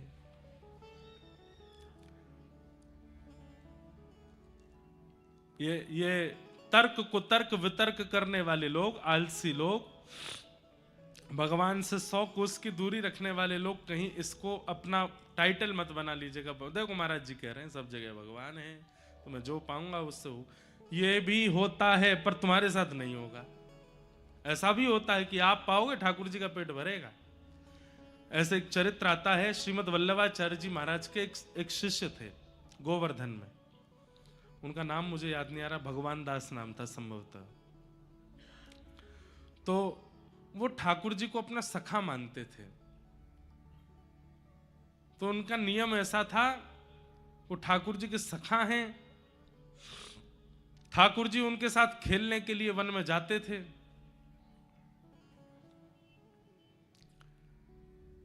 तो जब ठाकुर जी के लिए रसोई घर से थाल जाता था प्रसाद का, तो वो रसोइयाओं से बोले पहले हमको पवाओ, बाद में ठाकुर जी को पवाना। बोले क्यों? बोले हम पहले पा करके वन में जाके सब व्यवस्था करेंगे ठाकुर जी की, वहां ठाकुर जी खेलने आते हैं, कहीं कोई दिक्कत नहीं हो जाए। तो रसोइया ने कहा अच्छा, भगवान का प्रसाद नहीं लगा, तुमको पहले पवा दें? ऐसा बिल्कुल नहीं होगा। तो जब उनको नहीं पवाया, ठाकुर जी के सामने धर दिया, तो महाप्रभु वल्लभाचार्य जी के चित्त में भी ठाकुर जी आकर के आज्ञा किया, आज हम भी नहीं पाएंगे। क्यों? वाने ना पाया तो हम भी नहीं पाएंगे। अब वाने ना पायो, वो दुखी है गयो, वो खेलवे के काजे ना गए, अब मैं उन्हें पाऊंगा, इसलिए नियम बना दो, वो पहले पाएगा, हम बाद में पाएंगे। तब से महाप्रभु जी ने नियम बना दिया, बोले पहले इसको पवाओ, उसके बाद ठाकुर जी को पवाओ। क्यों? ठाकुर जी का सखा है, जितनी देर ठाकुर जी प्रसाद पाते हैं उतनी देर वन में जाके सब व्यवस्था कर लेता है। तो कई लोगों के लिए नियम ठाकुर जी ने बनवाए, पर आलसी लोग अपने सुख समृद्धि के लिए कृपया कर इस बात को ना ले लें कि भगवान तो सब जगह हैं, मैं पाऊंगा उससे ठाकुर जी का भोग लग जाएगा। हो सकता है ठाकुर जी चाहें तो। अब माधव दास जी, उनका चरित्र आता है, जगन्नाथपुरी के माधव दास जी जगन्नाथ भगवान से कहते हैं, हे महाप्रभु जी, अब मैं कुछ दिन व्रज की यात्रा पे जा रहा हूं। तो जगन्नाथ भगवान बोले तुम चले जाओगे तो हमारा मन कैसे लगेगा, हमको भी ले चलो। तो माधवदास जी बोले आप यहीं बैठे रहो। क्यों? 8 बार तो भोजन करते हो आप, सुबह से रात्रि तक 8 बार भोजन करते हैं ठाकुर जी, और मैं वृंदावन यात्रा पर पैदल चल करके जाऊंगा, 8 बार कहां से भोजन दूंगा आपको? इतने भयंकर जंगल, पहाड़, नदियां, सरोवर, तालाब सबको पार करना पड़ेगा, दुर्गम रास्ता है, आप तो भूख के कारण व्याकुल हो जाते हो, आपको लेके कैसे जाऊंगा? जगन्नाथ महाप्रभु बोले तो ठीक है, तुम चले जाओ। अब जगन्नाथ जी संग चलें इसका मतलब ये थोड़ी कि वो मूर्तिमंत होके ही चलेंगे, वो तो हृदय में बैठ के भी जा सकते हैं। ठाकुर जी हृदय में बैठ गए माधवदास जी के। अब माधवदास जी का अभ्यास था कि 4-4 दिन तक भी भूखे रह लेते थे, लेकिन ठाकुर जी चित्त में बैठ करके माधवदास जी के साथ जाने लगे, उनको पता नहीं था। थोड़ी दूरी पहुंचे जगन्नाथपुरी से, इतनी जोर की भूख लगी माधवदास जी को, अब तो ऐसे व्याकुल हुए कि थोड़ी बहुत देर में प्रसाद नहीं मिले तो पेड़ पोड़ खाने शुरू करूं। थोड़ी देर भोजन नहीं मिला तो पत्ते खाने लगे, घास खाने लगे, सामने जो आया उसी को ही खाने लगे, और स्वयं ही आश्चर्यचकित होकर खुद से ही पूछ रहे हैं, हे माधवदास, इतनी उम्र हो गई, आज तक इतनी भूख तो तुझे कभी नहीं लगी, आज ये कैसे भूख लग रही है? क्योंकि माधवदास जी के अंदर ठाकुर जी बैठ के जा रहे हैं, ठाकुर जी को लग रही है भूख। माधवदास जी एक गांव में पहुंचे और गांव की माता जी एक कुटिया में रहती थी, उनका द्वार खटखटाया, मैया जल्दी खोलो, जल्दी खोलो।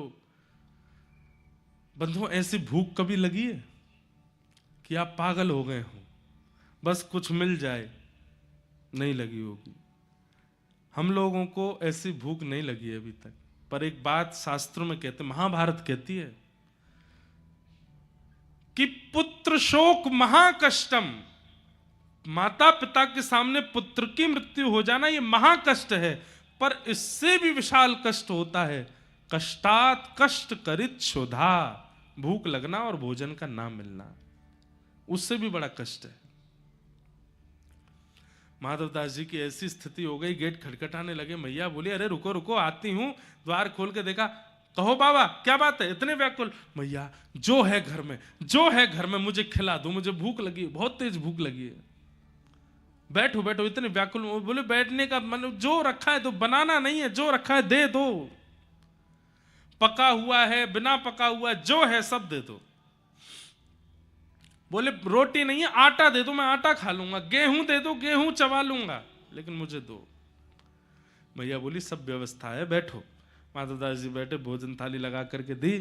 माधवदास जी तो पाने लगे। भूखा व्यक्ति वो विचार नहीं करता कि रोटी को सब्जी से लगाऊं या चावल में दाल डालूं, वो तो बस खाता है। मैया बोली आराम से धीरे धीरे खाओ, और बाबा अकेले अकेले खाए जा रहे हो, इस बालक को भी खिलाओ। माधवदास जी बोले कौन बालक? तुम्हारे बगल में जो बैठा है ये बालक? कोई बालक नहीं है मेरे बगल में। अरे बाबा ऐसे कैसे बात करते हो? निश्चित कहीं से अपहरण कर लाए हो किसी मैया के प्यारे से बालक का, और कहीं मैं तुमको पकड़वा ना दूं इसलिए मेरे सामने नाटक कर रहे हो कि कोई बालक नहीं है। ऐसा सांवला सा बालक, बड़ी बड़ी आंखें इसकी, ऐसे जीभ में पानी आ रहा है, मुंह में पानी आ रहा है, तुम्हारी थाली की ओर देख रहा है, और तुम अकेले अकेले खा रहे हो, इसको नहीं पवारे? माधवदास जी बोले कोई बालक नहीं है मैया, मैं अकेला हूं। अरे तुम्हारे बगल में मुझे दिख रहा है, ठोड़ी पे हाथ धर के छोटा सा गदमदरा सा बालक, पीताम्बरी पहने, सांवला सलोना सा, तुम्हारी थाली की ओर देख रहा है, घुंघराले केश हैं। माधवदास जी समझ गए, बोले ओहो, तभी मैं कहूं मुझे इतनी भूख क्यों लग रही है। जगन्नाथ जी जैसे ही कहा सोई ठाकुर जी प्रकट हो गए। बोले कहो माधवदास। बोले आप आ गए। बोले तुमको क्या लगता है कि हम स्थूल रूप में ही चलते हैं साथ में? हम सूक्ष्म रूप से तुम्हारे मन में बैठ करके वृंदावन जा रहे हैं, हमको भूख लग रही है इसलिए तुम खा रहे हो। महाराज जिन माधवदास जी को 30 दिन में वृंदावन पहुंच जाना था, 6 महीना में पहुंचे। क्यों? 10 कदम चलते हैं फिर भूख लग जाती है, फिर अपने मन से कहते हैं हे जगन्नाथ जी, नेक नेक तो सबर कर लो, कम से कम 8 बार का भोजन 4 बार कर लो। यात्रा में बहुत दिक्कत होती है, इतना खाने के बाद चला भी नहीं जाता। लोग बाग पैदल यात्रा पर जाते हैं तो 2-4 किलो वजन कम होता है। माधवदास जी जब वृंदावन पहुंचे 10 किलो वजन बढ़ गया। इतना खाते हुए गए क्योंकि ठाकुर जी चित्त में बैठ के गए। तो अगर आप ये कहते हैं कि चित्त सब जगह ठाकुर जी हैं, व्यास जी कह रहे हैं, तो चित्त में भी तो हैं, भोग लगाने की क्या आवश्यकता? अरे ठाकुर जी स्वयं कहें कि मैं चित्त में हूं, हैं तो वो सबके चित्त में, पर वो एक्टिव हैं कि नहीं वहां पर? आपके द्वारा पाया गया प्रसाद वहां स्वीकार कर रहे हैं कि नहीं, ये विशेष बात। सच्चिदानंद रूपाय, सत्य परमात्मा को जब तक आप चैतन्य नहीं मानोगे, जब तक उनमें यह बुद्धि रखोगे कि वो जड़ हैं। अच्छा एक बात बताओ, व्यक्ति पाप करता है, उसको नहीं पता कि उसने पाप किया, पता है, पर व्यक्ति फिर भी पाप कर देता है। क्यों? क्योंकि उसके अंदर यह विश्वास भी है कि मैं पाप कर रहा हूं, किसी को नहीं दिख रहा, मतलब परमात्मा को भी नहीं दिख रहा है। उसे यह बात पता होती है कि परमात्मा देख रहे हैं, लेकिन वो परमात्मा की उपस्थिति की सत्ता पर विश्वास नहीं करता, इसलिए गलत काम करता है। बड़े बड़े महापुरुष भजनानंदी गलत काम क्यों नहीं करते, गलत क्यों नहीं खाते, गलत क्यों नहीं पीते? क्योंकि वो केवल मानते नहीं है, जानते भी हैं कि परमात्मा देख रहे हैं, परमात्मा बैठे हैं, परमात्मा की दृष्टि के आगे हमें गलत करना नहीं है। हम क्यों गलत कर देते हैं? क्योंकि हमारे मन को ये बात पता है कि परमात्मा होता होगा कहीं, उसको थोड़ी दिख रहा है कि मैं क्या कर रहा हूं, सब पता है। तुम जानत सब अंतर्यामी, तुम जानत सब अंतर्यामी, करनी कछु ना करी, हो करनी कछु ना करी, मोरी राखो लाज हरी, मोरी राखो लाज हरी, मोरी राखो लाज हरी, मोरी राखो लाज हरी। तुम जानत सब अंतर्यामी, सब जानते हैं ठाकुर जी, पर ये बात हम मानते हैं पर जानते नहीं हैं। जिस दिन जान जाएंगे ठाकुर जी, आप गलत करने जाओगे हाथ कांपेंगे, स्वयं को शीशा में देखेंगे तो अपना मुख देख करके धिक्कार होगा स्वयं पर। मैं अपनी पर्सनल बात कहूं तो जब कोई व्यक्ति कुछ गलत करता है तो मेरे मन में यह बात आती है, क्या ये अपने आप को कभी शीशे में देख पाता होगा? अगर देख पाता है तो इसका मतलब ये इस बात पर खरा हुआ है कि ठाकुर जी हैं नहीं, तभी देख पाता है गलत करने के बाद। हम अपनी स्थिति बता रहे हैं। इतनी संख्या में कई बार लोग इकट्ठे हो जाते हैं और सबसे नहीं मिल पाते तो स्वयं को शीशा में नहीं देख पाते कि हमने कितना बड़ा अन्याय किया। इतने वैष्णव आए फिर भी उनसे मिल नहीं पाए। लोग गलत करने के बाद स्वयं को कैसे देख लेते होंगे?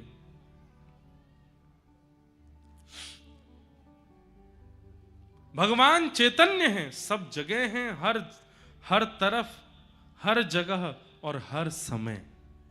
लिख लीजिए, हर जगह, हर तरफ, हर समय, एवरीवेयर, ऑल द टाइम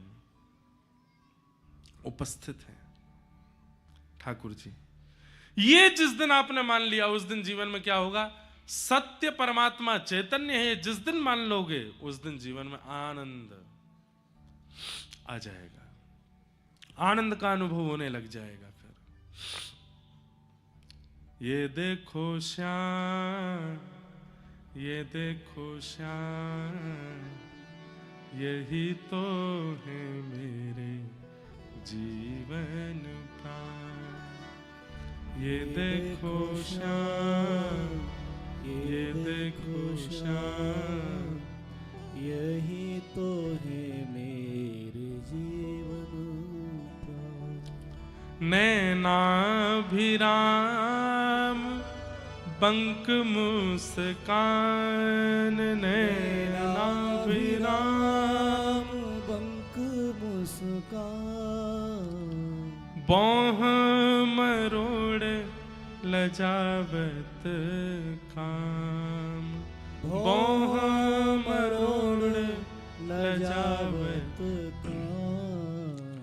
ये देखो श्याम, ये देखो श्याम यही तो है मेरे जीवन प्राण। ये देखो श्याम, ये देखो श्याम, यही तो है मेरे जीवन प्राण। चित्रा सखी हमारे ब्रज में हुई, उनकी लीला में ये पद आता है, ये देखो श्याम। बहुत सुंदर लीला है चित्रा सखी की। आज प्रथम दिन है, आज नहीं सुनाऊंगा, किसी और दिन सुनाऊंगा। बहुत सुंदर लीला है। भगवान का सबसे पहला चित्र बनाने वाली सखी चित्रा सखी, वो ये पद गाती। महात्मा की चर्चा में श्रीमद् भागवत जी के महत्व का वर्णन किया गया। भागवत जी का महत्व क्या है? तो बंधुओं, सुनने वाले के चित्त में भक्ति, ज्ञान, वैराग्य की पुष्टता करने वाला क्रम जो है वो श्रीमद् भागवत है। भागवत कितने शब्द हैं? 4।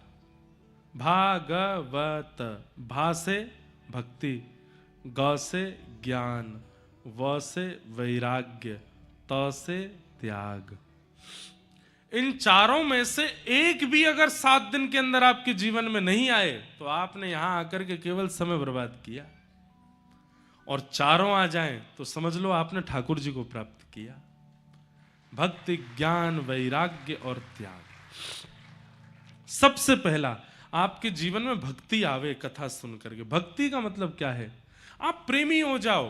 भक्ति का मतलब तिलक लगाना शुरू कर दो, कंठी पहनना शुरू कर दो, एकादशी करना शुरू कर दो, नियम से रहना शुरू कर दो, तुलसी जपना शुरू कर दो, राधा नाम करना, कृष्ण नाम करना, युगल नाम करना शुरू कर दो। यही वैष्णवता ने? नहीं। आपके रोम रोम से प्रेम छलकने लग जाए तब समझो कि आप भक्त हो गए हो। आप जब बोलते हो तो प्रेमी लगते हो, देखते हो तो प्रेमी लगते हो, चलते हो तो प्रेमी लगते हो, बैठते हो तो प्रेमी, उठते हो तो प्रेमी, आपकी हर अवस्था प्रेम का प्रतिपादन करती है, तो समझो आप भक्त हो।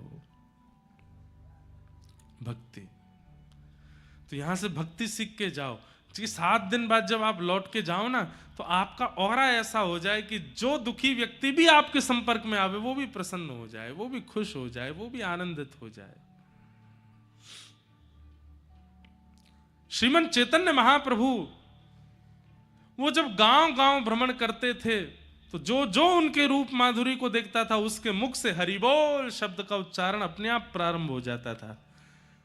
केवल इतना ही नहीं कि केवल सांसारिक मानवों के मुख से हरिबोल बुलवाया हो। जब चैतन्य महाप्रभु वन में गए तो वन के हिंसक जीव भी जब चैतन्य महाप्रभु की ओर देखते तो वो भी हरिबोल तो नहीं बोल सकते, लेकिन 4 पैरों पर चलने वाले 2 भुजा उठा करके वो भी नृत्य करते थे महाप्रभु जी को देख के। इसका मतलब क्या है? आप भक्त हैं, आपका ऑरा बताता है,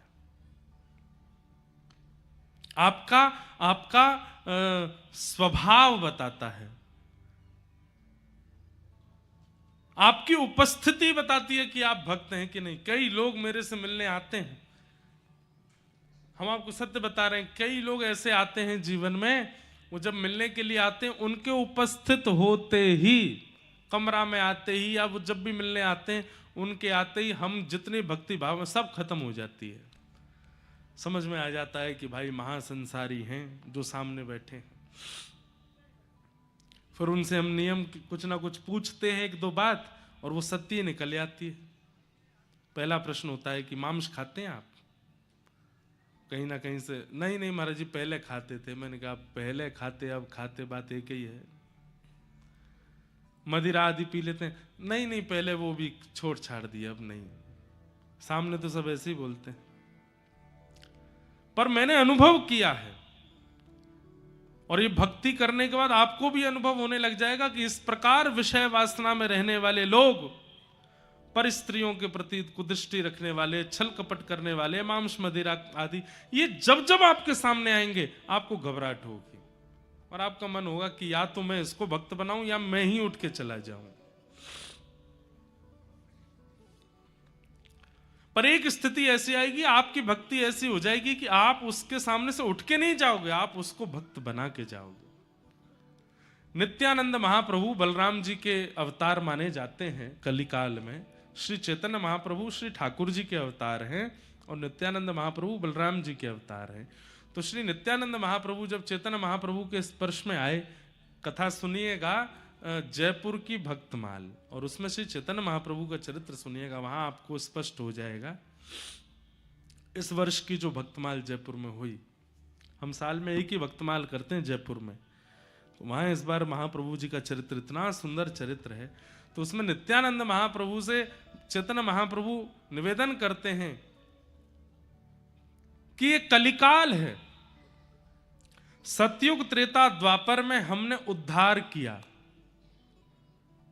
पर ये कलिकाल में उद्धार नहीं करना। उद्धार किससे किया? गदा से किया, सुदर्शन चक्र से किया, धनुष बाण से किया।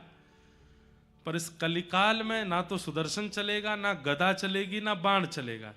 यहां उद्धार नहीं करना है, तो यहां स्वीकार करना है। कलिकाल में ठाकुर जी स्वीकार कर रहे हैं मानवों को, यहां उद्धार नहीं कर रहे हैं।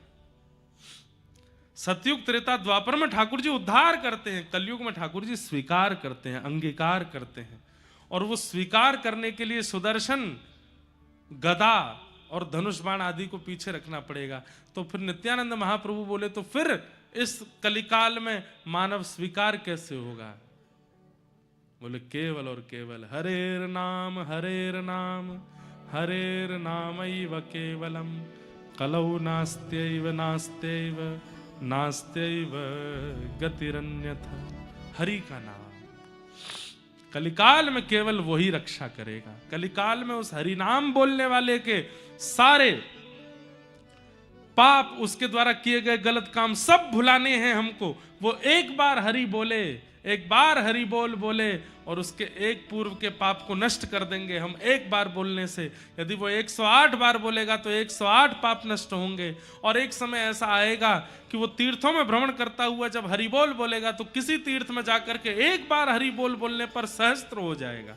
जैसे बद्रीनाथ में,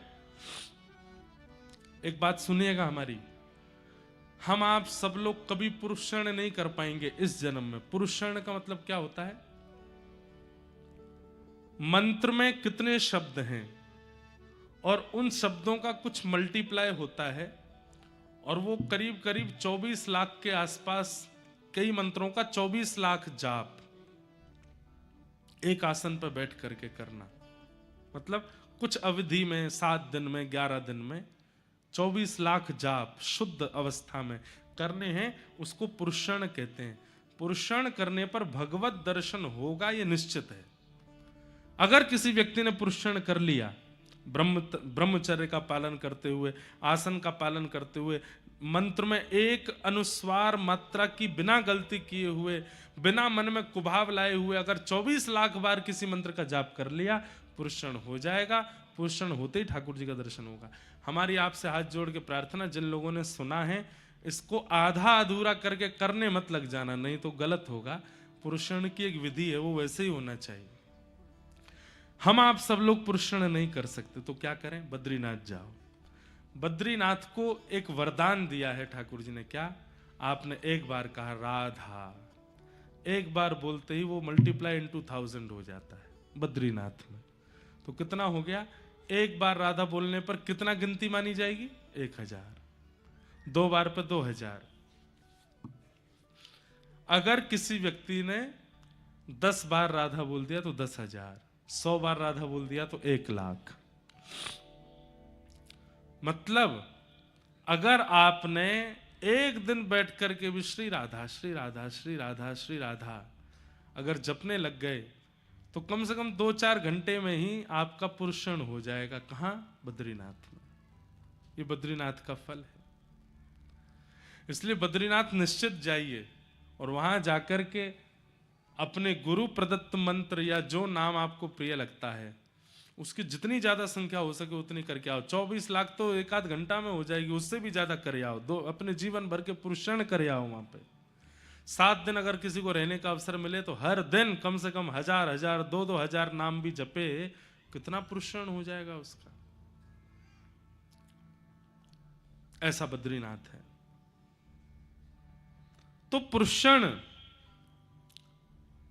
करने से सोचो, अगर किसी व्यक्ति ने बद्रीनाथ में जाकर के 24 लाख नाम कर लिया तो इतने तो पाप नहीं किए होंगे उसने जीवन में, सब खत्म हो जाएंगे। अब मान लो उसने 2000 पाप अपने जीवन में किए, 24 लाख नाम जप लिया, तो 2000, 24 में से 2000 माइनस कर दो, कितना बचा? 23 लाख और हाँ, तो 23,98,000। इतने नाम का फल क्या मिलेगा? बोले इतने नाम का फल अब इतने दिनों तक, इस जन्म में और अगले जन्म में हर स्वप्न में ठाकुर जी का अनुभव होगा, ठाकुर जी का दर्शन होगा। कितना बड़ा प्रभाव है नाम जप का। इसलिए भैया पुरुषण की बड़ी महिमा है, नाम की बड़ी महिमा है।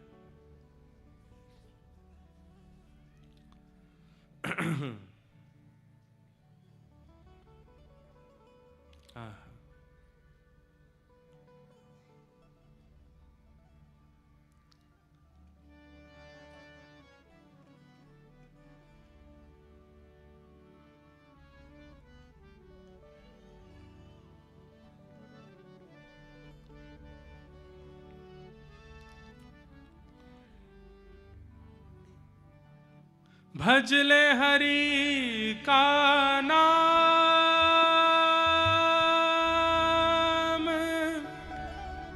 पांडुरंग, भजले हरि का नाम,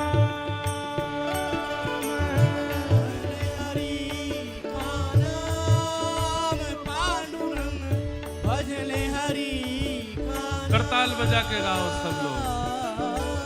भजले हरि का नाम पांडुरंग, भजले हरि का नाम, भजले हरि का नाम पांडुरंग, भजले हरि का नाम। पांडुरंग विठ्ठलनाथ,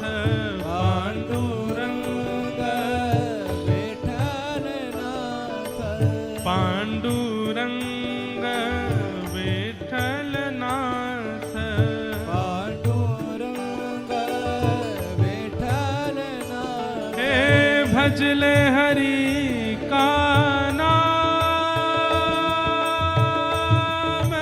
पांडुरंग, भजले हरि का नाम, भजले हरि का नाम पांडुरंग, भजले हरि का नाम। और मुझे याद है कि हमारे सागर में श्री विट्ठल भगवान का भी सुंदर मंदिर है। और पिछली बार जब हम गए थे, गंगा आरती यहाँ होती है, अभी भी होती है रोज। इस बार भी जाएंगे दर्शन करने। वहाँ श्री पंडरीनाथ श्री विट्ठल भगवान विराजमान है। कितना सुंदर दिव्य दर्शन होता है वहां पर। विट्ठल विट्ठल जय हरि विट्ठल, विट्ठल विट्ठल जय हरि विट्ठल, श्री विट्ठल विट्ठल जय हरि विट्ठल, श्री विट्ठल विट्ठल जय हरि विट्ठल, श्री विट्ठल विट्ठल जय हरि विट्ठल, श्री विट्ठल विट्ठल जय हरि विट्ठल, श्री विट्ठल विट्ठल श्री विट्ठल विट्ठल जय हरि विट्ठल, हे श्री विट्ठल विट्ठल जय हरि विट्ठल, श्री विट्ठल विट्ठल जय हरि विट्ठल, श्री विट्ठल विट्ठल जय हरि विट्ठल, श्री विट्ठल विट्ठल जय हरि विट्ठल। राम वही श्याम वही, राम वही श्याम वही, कृष्ण वही बलराम वही, कृष्ण वही सब में समाई जिसकी छाया, सब में समाई जिसकी छाया, जिसका भेद वेद ना पाया, जिसका भेद वेद ना पाया, वो है शक्ति महान। पांडुरंग बजले हरि का नाम, वो है शक्ति महान। पांडुरंग भजले हरि का नाम, भजले हरि का नाम। पांडुरंग भजले हरि का नाम, भजले हरि का नाम। पांडुरंग भजले हरि श्री का विठ्ठल भगवान की जय।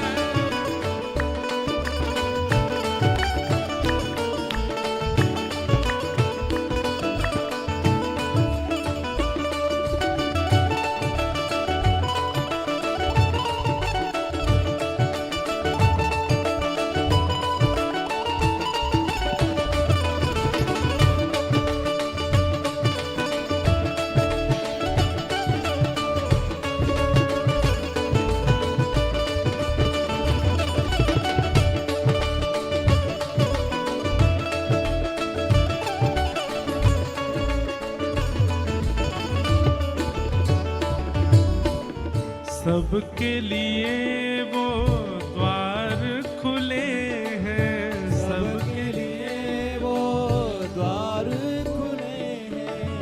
एक ईंट पे विठ्ठल खड़े हैं, एक ईंट पे विठ्ठल खड़े। हे विठ्ठला विठ्ठला विठ्ठला, हे विठ्ठला विठ्ठला विठ्ठला, माझा विठ्ठला विठ्ठला विठ्ठला। हे विठ्ठला विठ्ठला विठ्ठला, ओ सबके लिए वो द्वार खुले हैं, सबके लिए वो द्वार खुले हैं। एक ईंट पे विठ्ठल खड़े हैं, एक ईंट पे विठ्ठल खड़े हैं। सब में समाई जिसकी छाया, सब में समाई जिसकी छाया, जिसका भेद वेद ना पाया, जिसका भेद वेद ना पाया, हे वो है शक्ति महान। पांडुरंग भजले हरि का नाम, वो है शक्ति महान। पांडुरंग भजले हरि का नाम, भजले हरि का नाम। पांडुरंग भजले हरि का नाम, भजले हरि का नाम। पांडुरंग भजले हरि का नाम, विठ्ठल विठ्ठल जय हरि विठ्ठल, विठ्ठल विठ्ठल जय हरि विठ्ठल, श्री विठ्ठल विठ्ठल जय हरि विठ्ठल, विठ्ठल विठ्ठल जय हरि विठ्ठल, हे विठ्ठल विठ्ठल जय हरि विठ्ठल, हे विठ्ठल विठ्ठल जय हरि विठ्ठल, श्री विठ्ठल विठ्ठल जय हरि विठ्ठल, विठ्ठल विठ्ठल जय हरि विठ्ठल, विठ्ठल विठ्ठल आइए विठ्ठल विठ्ठल विठ्ठल विठ्ठल हे माझा विठ्ठल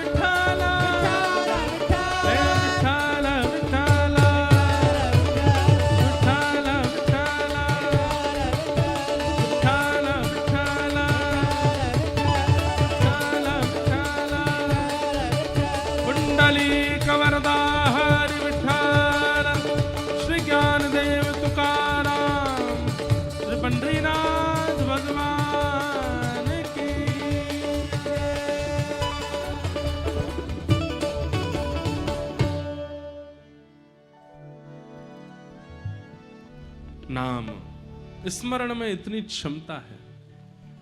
तो भागवत में भक्ति, ज्ञान, वैराग्य और त्याग, या तो भक्ति युक्त होके जाइए, और भक्ति युक्त होने का मतलब है कि आपके उपस्थिति मात्र से वो क्षेत्र आनंदित हो जाए, समझो भक्ति है।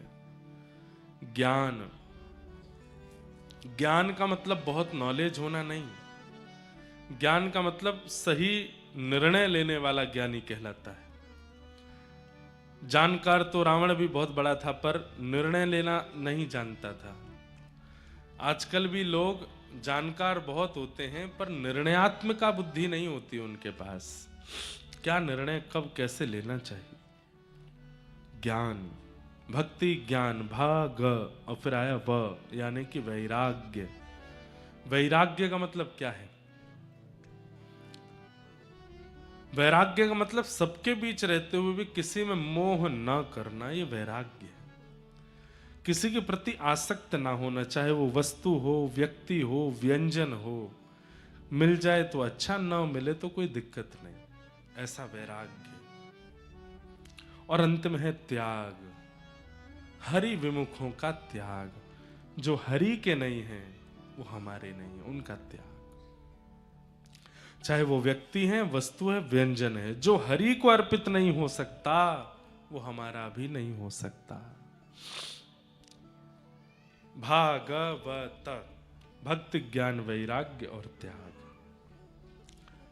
नारद जी महाराज ने भक्ति, ज्ञान, वैराग्य की पुष्टता के लिए भागवत की कथा को गंगा जी के तट पर जाकर के सनक सनंदन सनातन सनत कुमारों से संपादित करवाया।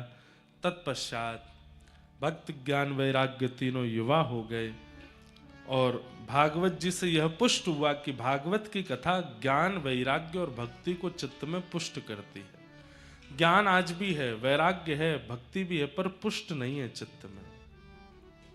उनको पुष्ट करती है भागवत की कथा।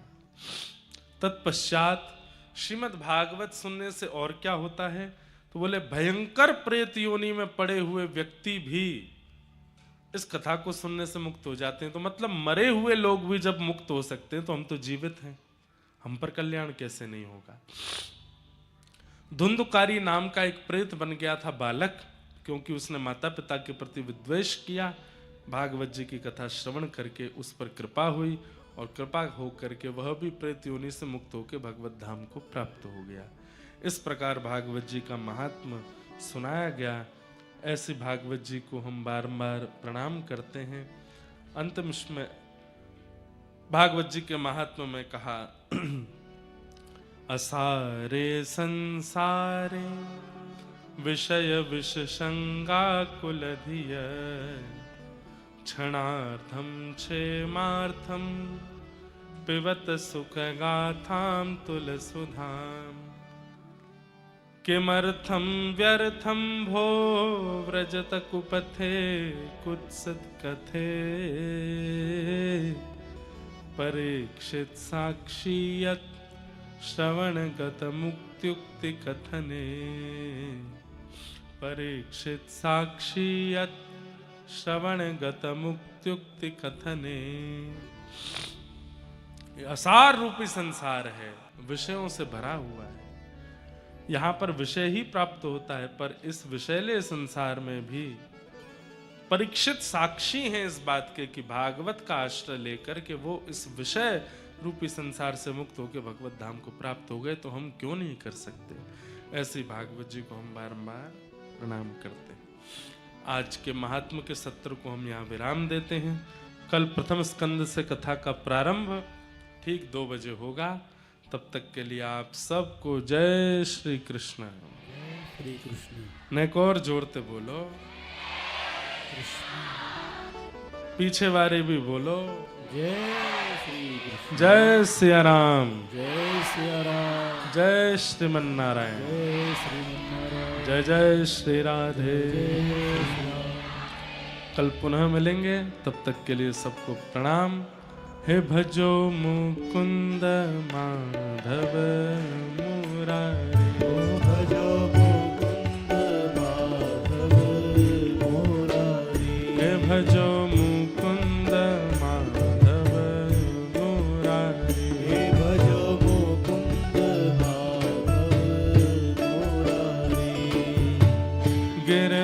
गिरधारी बनवारी गिरधारी बनवारी गिरधारी प्यारो बनवारी गिरधारी प्यारो बनवारी गिरधारी बनवारी गिरधारी बनवारी गिरधारी बनवारी गिरधारी बनवारी गिरधारी प्यारो बनवारी गिरधारी प्यारो बनवारी हे भजो हाँ भजो ओ भजो मुकुंद माधव मुरारी भजो मुकुंद माधव मुरारी हे भजो